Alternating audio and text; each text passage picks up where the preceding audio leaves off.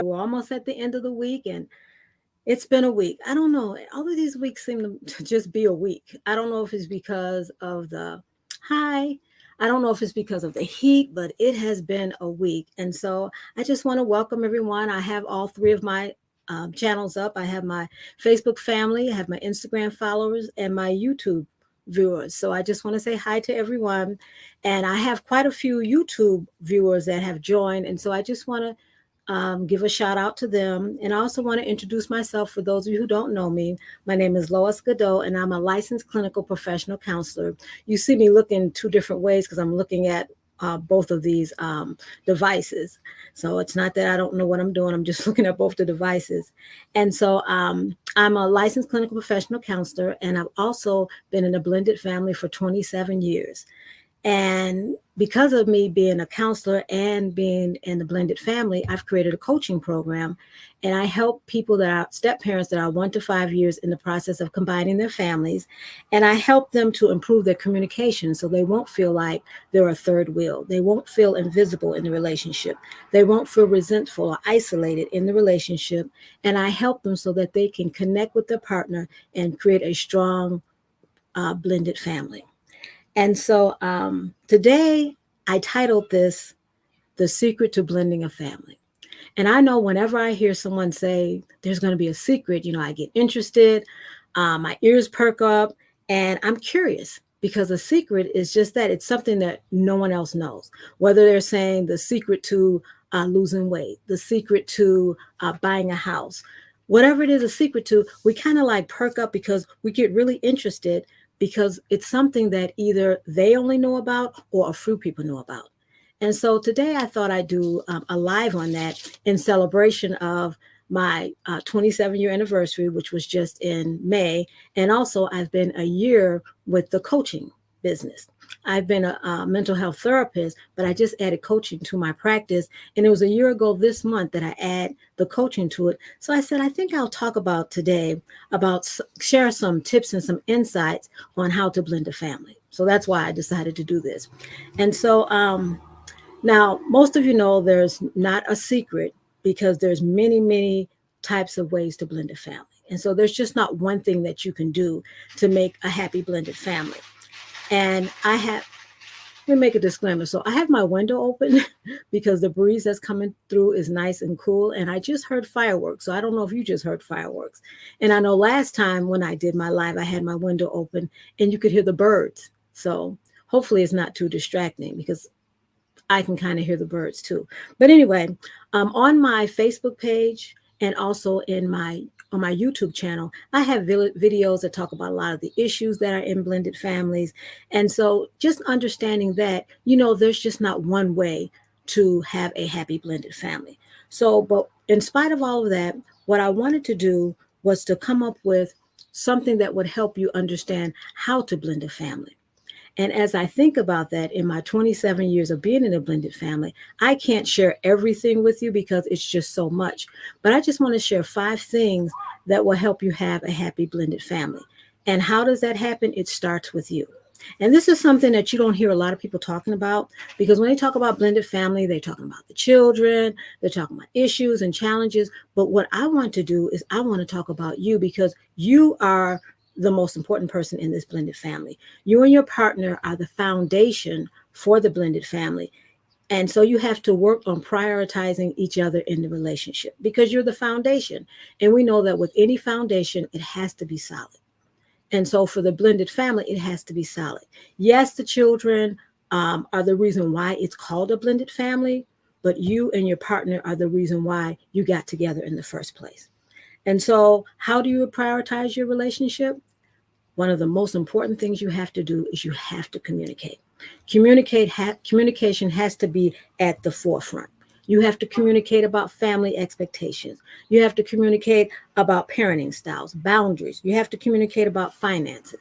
Now, remember I said these are some things that I learned. So when I started my blended family 27 years ago, no, we didn't do all of this.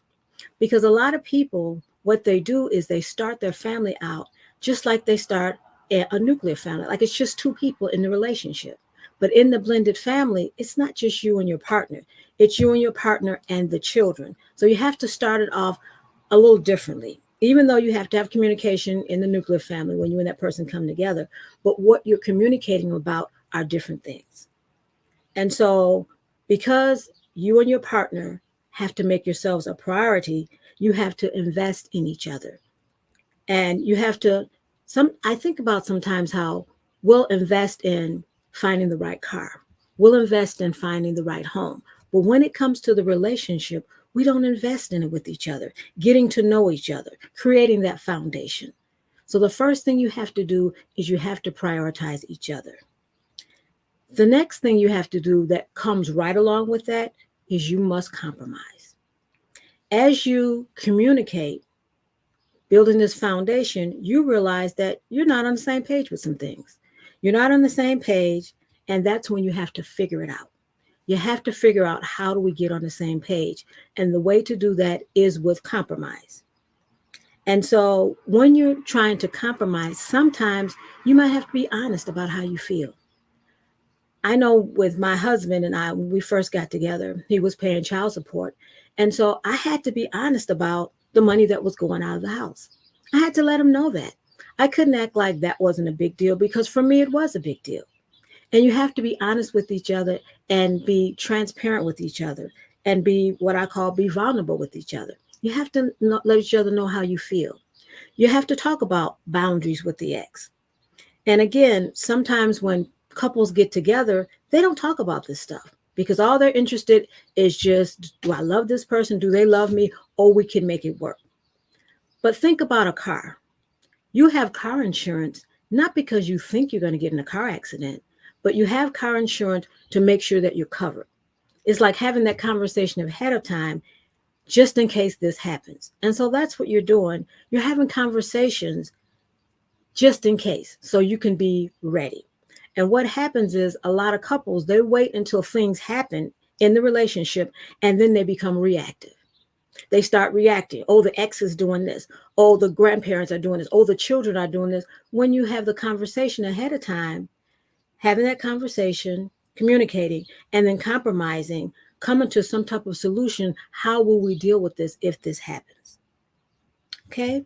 So the third thing that I wanted to talk about was understanding that you can't control the situation, but you can control how you respond.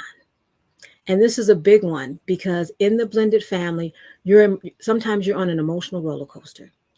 Sometimes the emotions, they just flood you. And you don't want to walk around being angry all the time and resentful. You want to find a way to control your emotions, control your attitude, control how you see the situation. Because you might not be able to change the situation, but you can change how you see the situation. You can change your perspective on it. And so sometimes you have to find ways to be less stressed. Some people, it may be going for a walk, exercising, music, whatever it is, taking time out for yourself, whatever it is, find a way so you can be less stressed, so you can control your emotions. Number 4, you must be flexible. And this is another big one. You must be flexible in the relationship because in a blended family, it's fluid and things are constantly changing. Being in a blended family, sometimes things aren't etched in stone. And you can't say, well, this didn't happen, and so now I'm upset. You have to be able to be flexible. I know with children in a blended family, sometimes things just happen, especially if they're in sports, if they're in school, things change. This weekend, it wasn't your weekend. All of a sudden, it become your weekend to keep the kids. And so you have to be flexible. What I've learned in the blended family is to always have a plan B. Always have a plan B because things happen. That way, you're addressing the I can't control everything and I'm controlling my emotions or my reactions and I'm coming up with a plan B. And the last one is you have to realize that blending a family will take time. I just saw this week. I heard someone saying that they wanted to give up on their blended family because it's just taking too long. And this is something that I had to learn in my blended family when I was just starting out because I wanted things to just fall in place. I wanted them to fall in place. And when they didn't fall in place, I would get frustrated and angry. But it takes time for that bonding to take place. It takes time for each person to trust. Even that foundation that you're building with your partner, that takes time over time. So to realize that it takes time to build a family and it takes time for that bonding to take place. So again, in my 27 years in blending a family, there's a lot that I learned. But today, I just wanted to share a few of those things with you. I wanted to share that you have to build that foundation with your partner first. You have to be able to communicate. You have to be able to be flexible. You have to be able to understand that you can't control all the situations, but you can control how you respond. You must be flexible and you must realize that it's going to take time to blend this family. So if you're struggling in any one of these areas, if you're struggling in any one of these areas, that's why I developed my coaching program. Because in my coaching program, I help step parents to be able to overcome the challenges that's in the blended family. So if you need any help and you say, you know what, Lois, there are some things that I kind of need help with, just reach out, send me a DM, and we'll talk and chat and see if this is something I can help you with. And if so, we'll get started right away. So that's all I have for you today. I just want to jump in and just do a little chat with you. And so, again, if you need any help, just go ahead and send me a DM and we can talk about what are some ways that I can help you in the blended family. Because again, there is no secret, like I can tell you a secret that's going to change everything. But the secret is the things that you have to come to grips with and the things that you have to be real about and to understand. So go ahead and enjoy the rest of your day. And I'm going to sign off now because it's still nice outside and I want to catch some of this sun. And I'll talk to you later. Okay, bye bye.